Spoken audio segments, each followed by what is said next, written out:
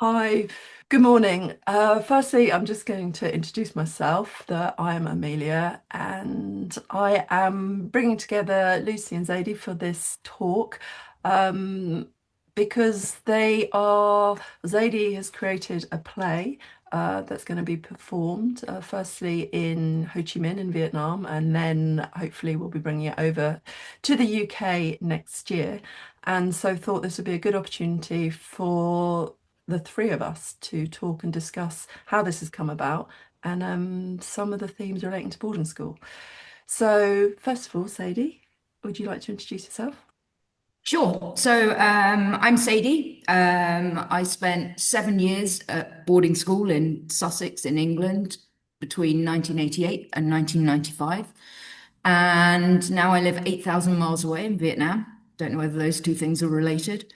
Um, I suppose boarding school was an experience that I struggled to talk about, to process for a long time. And then I met a wonderful group of women on your course, Amelia, and the processing began.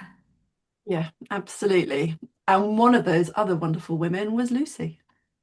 Yes, it really was a wonderful course, and to meet those women on the course was wonderful, and we have formed some bonds outside of the group as well, which is wonderful. Um, so yeah, I'm Lucy. I went to boarding school in Devon for just 2 years, just for sixth form, 1980 to 1982, and I went to a predominantly boys' school. There were approximately 480 boys and 28 girls while I was there. So it was a really male dominated patriarchal society, very difficult to be female within. And when I arrived there, I would say I had this overwhelming sense that others knew all the rules. I don't know if it was the case, but I felt that everybody had been at boarding school for quite a long time. And I arrived into this institution and there were many unspoken rules that I didn't understand. So I felt really, all at sea, and found it was a very difficult experience. And just to say, I think what was really interesting, Lucy, is when you came on the course, there was an element of, do I have a right as such to be part of this because I only went for those 2 years? And what I see a lot is how easily people can dismiss their experience, thinking, well, I Mm. didn't go since I was seven. Whereas actually, what you or we have been able to explore is actually how significant those 2 years were and what an impact they've had. So for me, it's like however long or short a time you have at boarding school, it's really worth looking at and understanding how much it shaped us. Um, so yeah, it was wonderful to Yeah, be able to look at definitely. that in that way.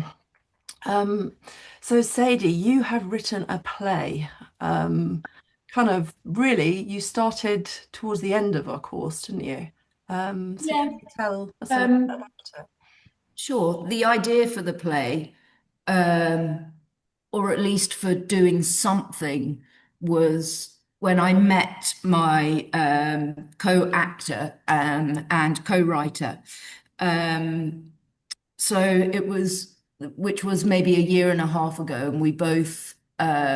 So she's a Vietnamese woman, and she was sent from here in Ho Chi Minh City to boarding school in the UK when she was 9 years old, and she'd never really talked about it before. And through our conversations, we've done theatre collaborations in the past together, and through our conversations, through talking, through connecting, through playing, yeah, the borders came about. And of course, your course and meeting everyone on the course made me realize just how important it is to tell stories, and particularly the women's stories. So it's just so much of the narrative is around men and men's experience, and this is different. This is empowering women, which is what your course for me was all about. Right. So it's about kind of showing it in a different way through this medium, um, as such. And I noticed that I've been fortunate enough to kind of read some of the script already, and I noticed that you incorporate some stand-up element in it, comedy element in it, and kind of wondering why that feels like an important way to, yeah, showcase this. So this is the scene that you're talking about is the scene that Lucy and I collaborated on, and it's Lucy's story. It's Lucy's story of shaming and bullying, and it when I heard Lucy tell that story, I mean it's just such a good story, but um, I wanted to give it a treatment which would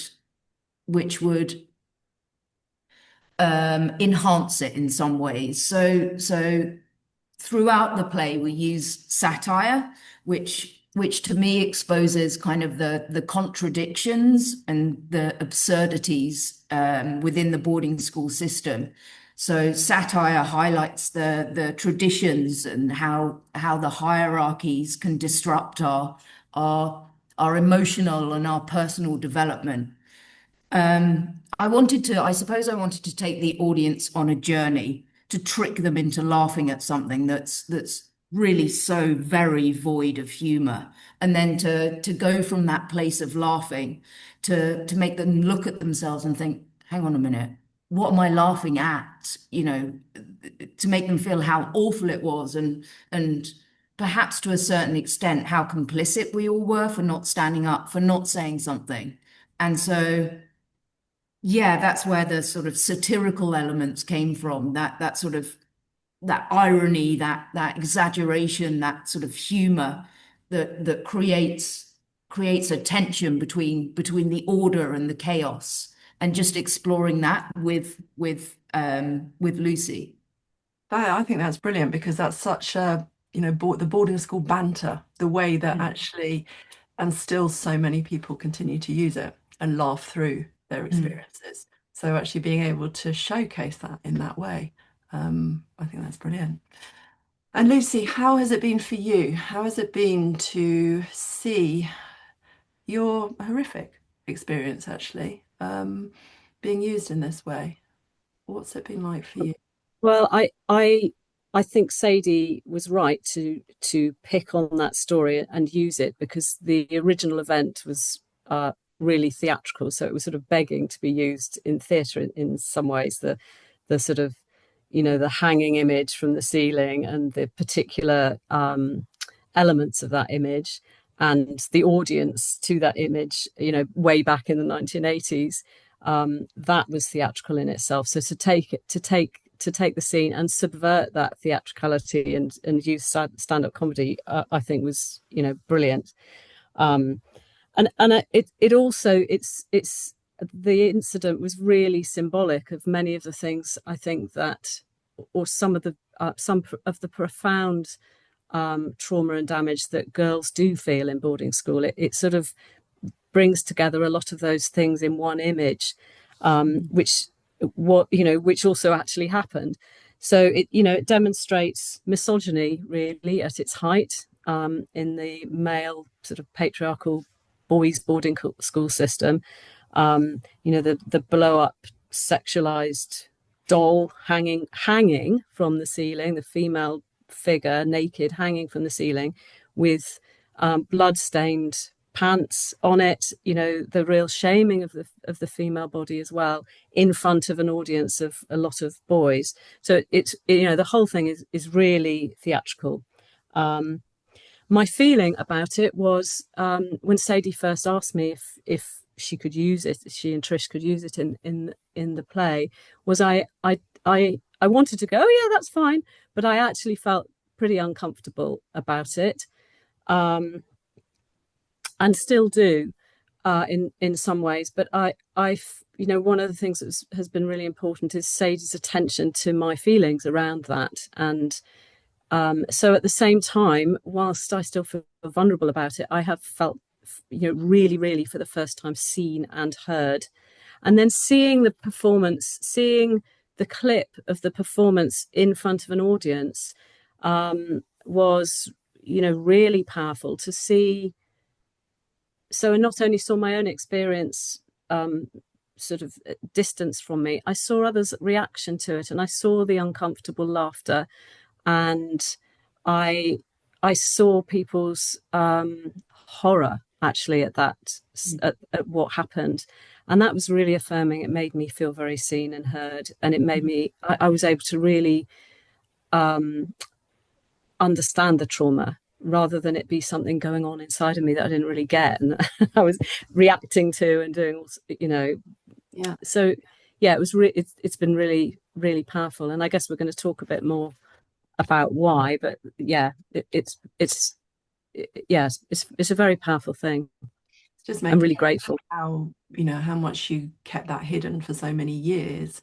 And then it's one thing sharing it maybe with one person, or then, coming into our group and sharing it with other women. And now that's going even larger. So often, part of the kind of, I think the power of group work is when you can share an experience and you see other people's responses in that way, and it can reaffirm to you, actually, no, this was not okay. And now what I hear you saying is going even larger than that. I've got more people seeing that shock on their face. So how much it Yeah, validates your own experience. yeah.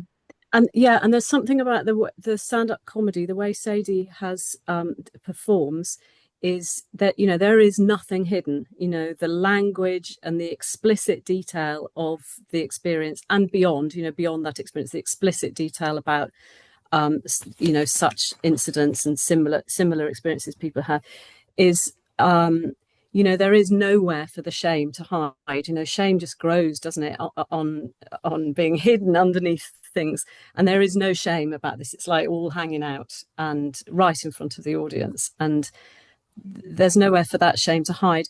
But I would also say that I do, I've chosen to talk to you, Amelia, and to do it with Sadie, and I guess that this video and the article will be in arenas where I understand people will have a certain listening to it. I have chosen not to put it in other places where I don't think people. I do still feel vulnerable about it, and but it's something that needs to be said. There are some things that need to be said, so take the risk. Yeah, that's Go how with I it. feel. That's really how I feel about the show as a whole. That while it's not just my story or just Trisha's story or just Lucy's story, it tries to tell sort of women's stories, but still, there is a lot of me in the show.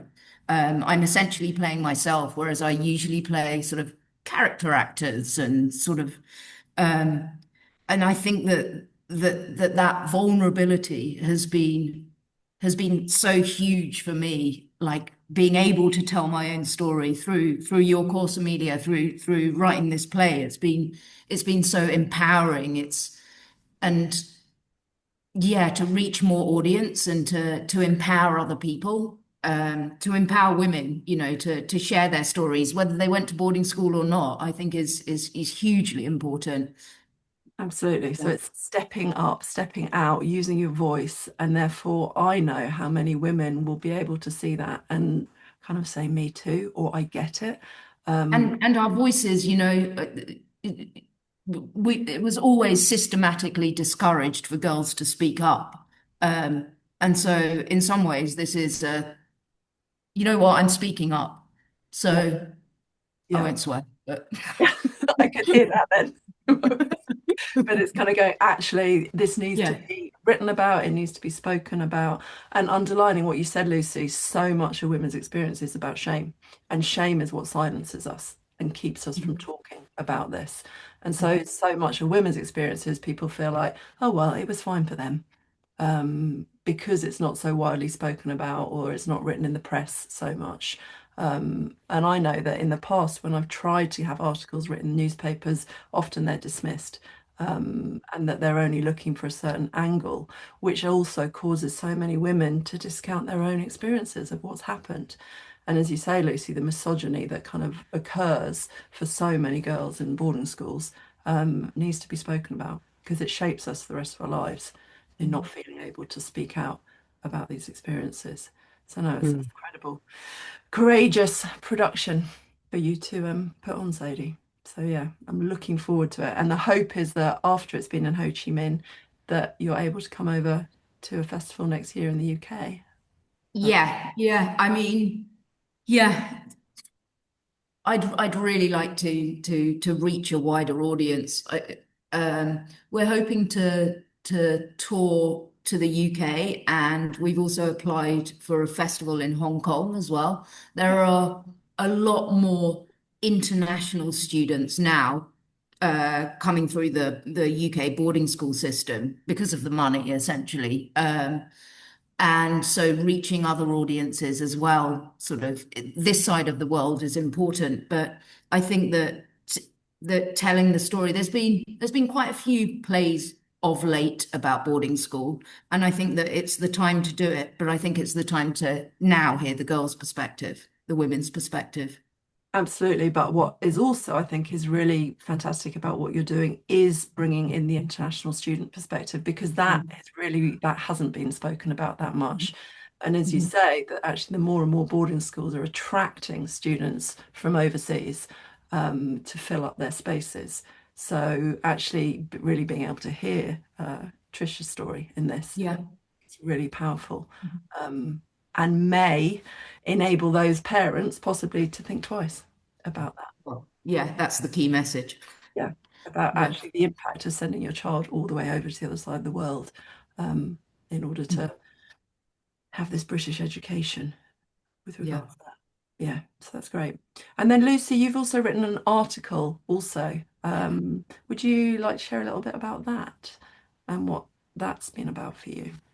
Yeah, so yeah, I mean that's my avenue of expression as well is to write and to write about experiences, and not so much to write plays, but to write creatively or write academically.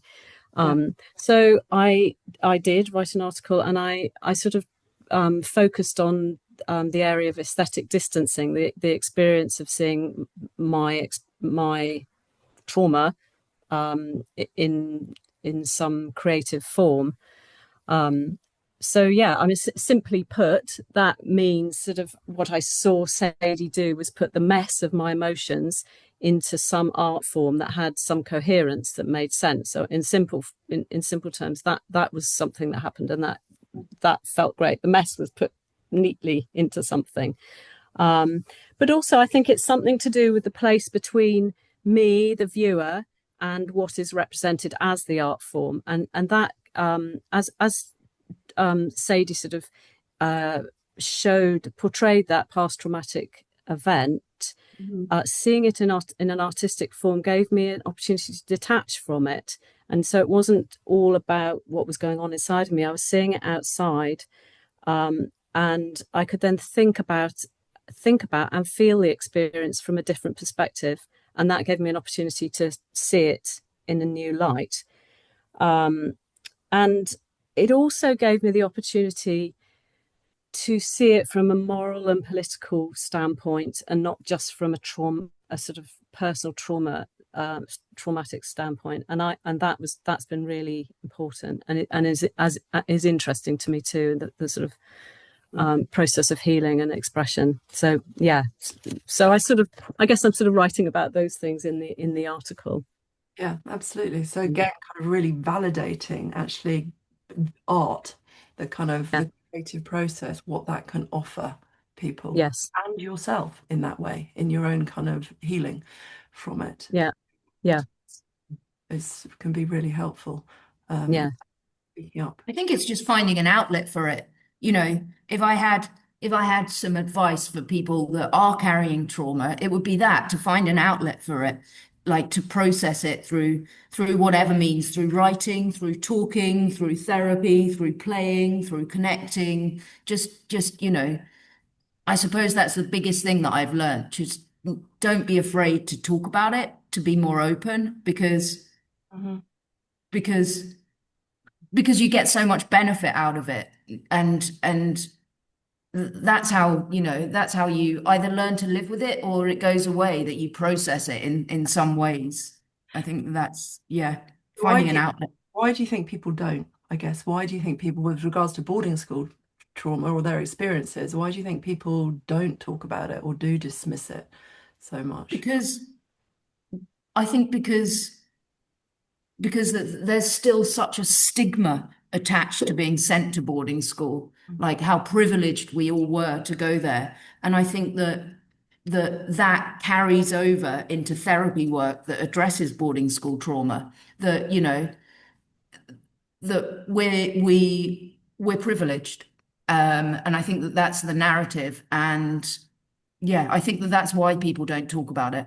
It's certainly why I didn't. I was hugely embarrassed about it. Right. Embarrassed about having gone to boarding school in the Yeah, first place? Right. yeah, absolutely. Yeah, So the Yeah, perception that other people would see you as privileged, therefore, what have you got to complain about kind of feeling. absolutely. Yeah. Rosie. yeah, and to add to that, I agree, and I would echo what Sadie said about finding an outlet to talk about the experiences. But I would also be discerning about where I found that outlet, because I do think there's a lot of judgment about the privilege of boarding school. And one of the questions really is, why is boarding school trauma often so dismissed and invalidated? And I agree, because we're seen as privileged for having experienced boarding school. But also, many people do emerge from the boarding school system as arrogant and entitled, and having sort of acting superior, um, and having sort of little understanding of vulnerability and what it is to be vulnerable. And I guess much of that is to do with the fact that it's the damage that takes place in those institutions, is that people go, young children go, and separated from parents, dealing with a whole load of other children that are also dealing with being separated from their parents. And vulnerability becomes a really, really dangerous thing to be. And so during that process of being at boarding school, one becomes, or the child grows into an adult who finds it very difficult to express or be with vulnerability. um, and you know and I think it's really important that it is really important that these issues are addressed, because many of our world leaders, people in powerful positions, have been through boarding schools and perhaps really don't have a connection to vulnerability and the vulnerability of the people that they're working in service of. So it's like it just feels an incredibly important area to explore a bit further, and not just dismiss it as oh, these people are privileged. And the other thing, and I learned this from being on your course, but I was also, I'm also acutely aware of it, is that not all people that go to boarding school come from moneyed backgrounds, and that's another whole area to explore. This interview is just the tip of the iceberg of what's underneath Yeah. all of it. So, um, Yeah. there's something capping down people exploring the feelings. Um, Mhm. also to maintain the schools. I mean, no one wants to know what goes on inside those four walls. And they are the incidents of abuse and bullying, sexual abuse, other forms of physical abuse, bullying, isolation, you know, deep grief. They are not isolated. They're really common in boarding schools. Yeah. And this experience that Sadie's may put into a scene in a play is relatively tame compared to many of the other experiences that people have. So I think it's really important. That's it. Mm. Yeah, no, thank you, Lucy, for sharing that. And really just picking up that perception, what you just described there is the perception that people often, when they think of boarding schools, they may think of Harrow and Eton and Rodine, or those kind of what are seen as the top boarding schools. But Mm. through the work that I do, it's every single day I meet people who tell me a name of another school that I've never heard of, that there are so many different types of schools out there, so many different people, different experiences, different reasons why people go to these schools, yet everyone carries that same kind of label of being posh or privileged, having gone to these schools. That they're kind of seen as. So hence, like you said, Sadie, that kind of shame that can be, everyone's going to perceive me as this type of person. But also, actually, I also want to say that those who have come from backgrounds where they have got money, they still carry the same wound of being left on their own at a young age and having to manage that. Mhm. What I see is how it comes out in their behaviors as adults, in relationships and addictions. A lot of distress that often people don't put two and two together. They're not recognizing the reason I'm acting in this way is as a result of being left on my own at a young age and pushing down that vulnerability, as you described, in order to kind of create this other kind of character. Mhm. So yeah, it's hugely profound. Yeah. So with the Mm. two of you, just thinking, how do you think that kind of doing this work has changed you? Do you think that it has had an effect on you both? Going to Sadie first. I think something that I've touched on already, sort of, telling my own story through the play, um, has has opened me up. I suppose that's how I describe it more than anything. And that a lot of that came from your course, Amelia, but that sort of willingness to explore this and to I suppose to open myself up to myself as well and understand my behaviors more and my triggers more, and then to be able to talk to other people and share that, and I suppose understand other people more as well. Like, I suppose I suppose to be more accepting of myself, more accepting of others, to open up conversations and encourage other people to tell their stories as well. Um, that's been really huge for me, because while Lucy's story is awful, it's also not unique in that, the shaming around bullying, around periods, around bodies, around all of that. It happens to so many of us women, and yeah, and let's talk about it more, I guess. Yeah. No, actually, just hearing you just touch on that because that is such a theme for women.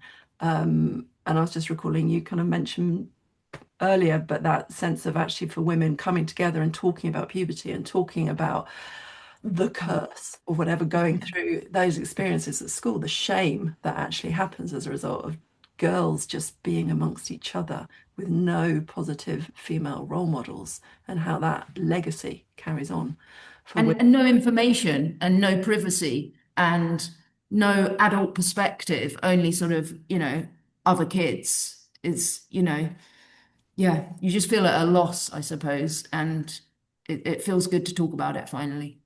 Yeah. Yeah. It's something that I'm really passionate about. I think it's like for so many women, it's like that part of us is just shut down, kind of our own kind of link to our own sexuality, kind of our own desire, our own kind of wants and needs, Our both own bodies. our own bodies, exactly. So kind of by being able to talk about this, it's kind of I often feel like through the course and stuff, it's a bit like we kind of go through puberty again. Does that sound a bit strange? But a little bit of like, okay, let's do it in a different way, um, without the shame that actually Yeah, this is our bodies and they need to be respected and yeah. really valued, which is really important. And for Mm. you, Lucy, how do you think? Do you notice yourself? Yeah, all of that, and yeah, all of that, and also I sort of learnt to understand the past, where I come from, my own parents and their experiences of school, and um, the impact that had, and have a lot more compassion for them, and to sort of be able to understand more about the life choices I've made. I mean, I'm now in my 60s, so I've lived a lot of life, and I made some lot of life choices. Um, you know, I sent my children to a really, really different school. They were not going to have, they were not going to have that experience, and it was very much a reaction to things I had experienced.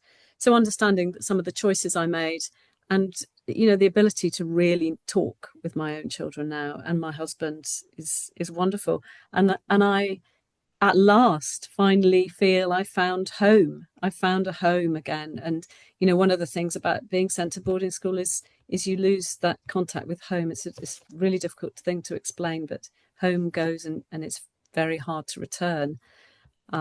So yeah, finally found home and and love and all those, all that stuff. I So love it's it. great.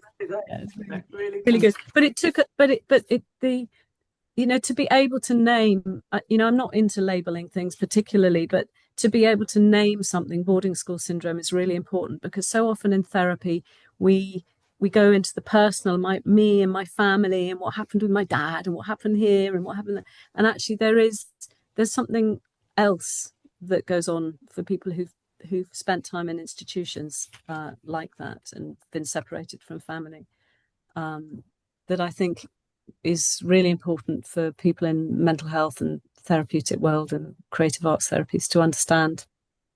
To acknowledge, Yeah, actually. acknowledge and understand. Yeah, I think that's a really good point, actually, like you say, with the kind of label of boarding school syndrome. But actually, as we've kind of shared, it takes such a lot for people who've gone to boarding school to even begin to speak about it.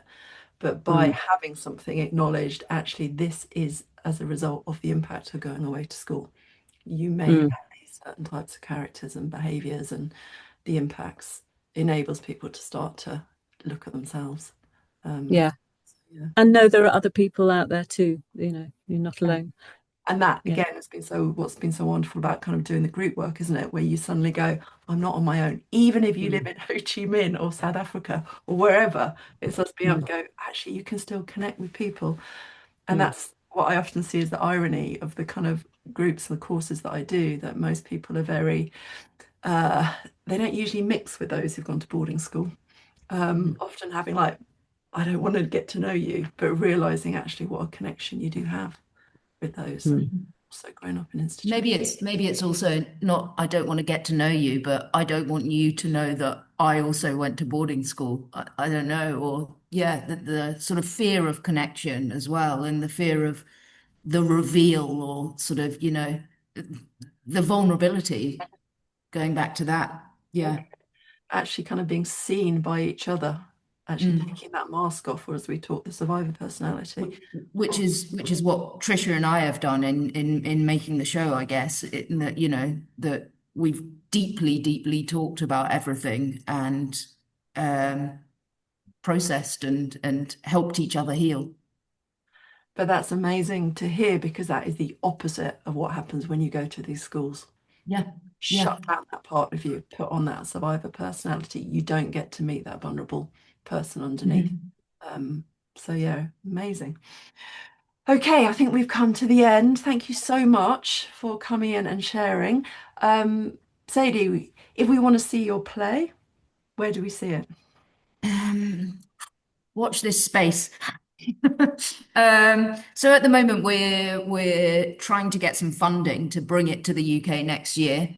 There are currently 8 performances from the 6th to the 16th of November here in Ho Chi Minh City. So I'm not sure whether anybody will make the trip from the UK. But yeah, the plan is to bring it to the UK next year. So obviously, we'll let you know.